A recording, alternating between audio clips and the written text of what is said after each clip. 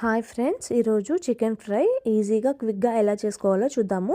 First అయితే ఒక pan తీసుకొని అందులో ఆయిల్ వేసుకొని నీట్గా వాష్ చేసి పెట్టుకున్న చికెన్ ముక్కల్ని కూడా యాడ్ చేసుకొని కొంచెం పసుపు ఉప్పు వేసుకొని మంచిగా ఫ్రై చేసుకొని ఒక బౌల్లోకి అయితే తీసేసుకోవాలి.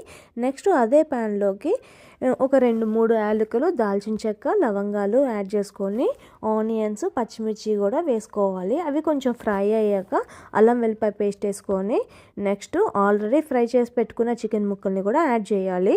నెక్స్ట్ స్పైసెస్ యాడ్ చేసుకోవాలి. కారము, ధనియాల పొడి, గరం మసాలా యాడ్ చేసుకున్న తర్వాత కొంచెం పసుపు ఉప్పు కూడా వేసేసుకొని ఒక 5 to 10 minutes కుక్ చేసుకోవాలి. నెక్స్ట్ మన సీక్రెట్ ఇంగ్రీడియంట్ ఏంటంటే డ్రై కోకోనట్ పౌడరు, అది కూడా యాడ్ చేసుకొని కసూరి మేతి, కొత్తిమీర యాడ్ చేసుకొని డిష్ అవుట్ చేసుకోవడమే. అంతే, ఎంతో టేస్టీగా ఈజీగా చేసుకున్న చికెన్ ఫ్రై అయితే రెడీ అయిపోయింది. Thank you for watching. Please subscribe.